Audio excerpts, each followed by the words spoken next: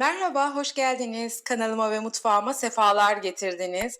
Bugün çok güzel bir meze tarifim var yine. Alaçatı usulü otlu atom mezesi. Aman Allah'ım nasıl lezzetli. Hadi buyurun geçelim tarife.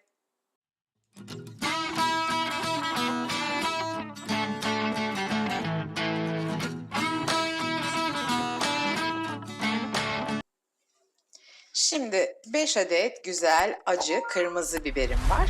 Ben genelde taze biberle yaparım ve inanın mezeciler de taze biberle yapıyor. Bulunmadığı zaman kışın kuru biberle de yapabiliyorlar ama normalde taze biber kullanılıyor. Şimdi biberlerimin kafalarını aldım, saplarını. Bu seferki mezemizde biberlerimizi halka halka doğruyoruz. Çok inceltmeden, ufaltmadan şu şekilde ve tohumlarıyla birlikte. Alaçatı usulünde mutlaka tohumlar da kullanılıyor. Daha önce yapmış olduğum atom mezesinde tohumlarını çıkartmıştım. Şimdi biberlerimizin hepsini iri olarak doğrayıp ocağımızın başına geçeceğiz.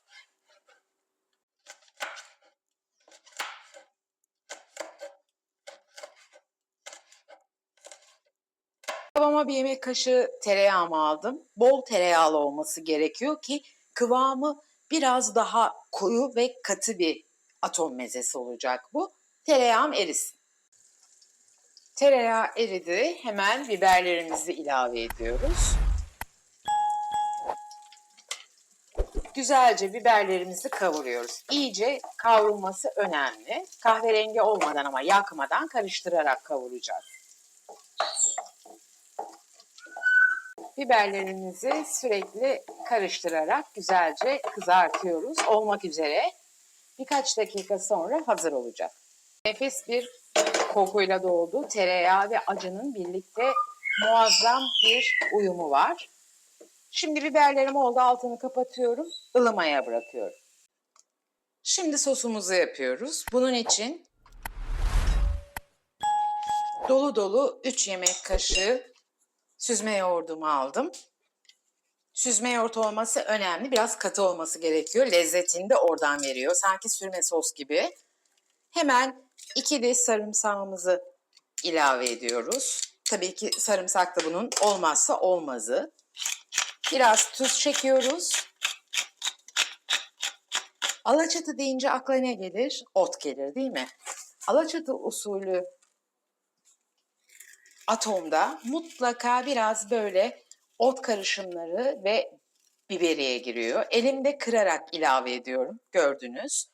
Çok azıcık da gene 1 yemek kaşığı kadar zeytinyağı ilavesi. Güzelce karıştırıyoruz şimdi sosumuzu.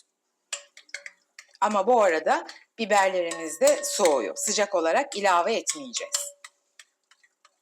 Biberlerimiz ılıdı. Hemen yoğurdumuzu ilave ediyoruz. Şimdi hepsini güzelce ezerek karıştırıyoruz. Şimdiden harika görünüyor. Muhteşem bir kokusu var.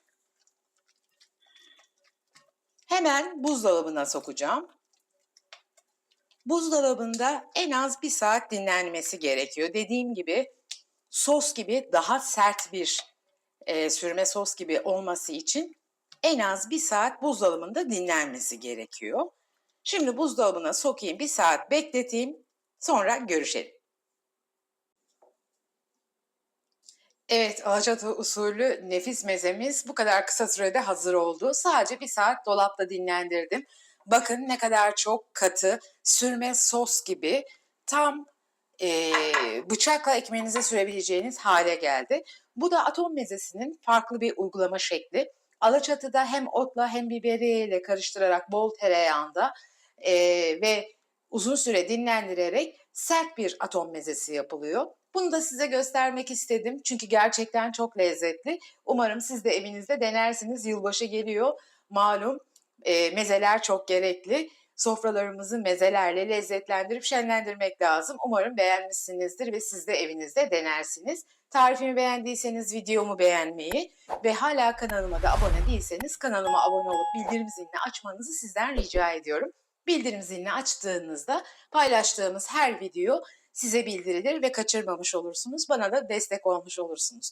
Bana destek olmaya devam etmek istiyorsanız eğer, tariflerimi beğeniyorsanız sosyal medyalarınızda sevdiklerinizle paylaşırsanız tariflerimin çok daha fazla kişiye ulaşmasını ve kanalımın büyümesini, daha çok kişilerin izlemesini sağlamış olursunuz. Videolarımı beğenerek, emoji de olsa, ufak da olsa yorumlar yaparak gerçekten bana çok büyük bir destek ve iyilik yapmış olursunuz. Hepinize çok teşekkür ediyorum destekleriniz için, beni bu dakikaya kadar izlediğiniz için ve o güzel yorumlarınız için. Hepinizi çok seviyorum.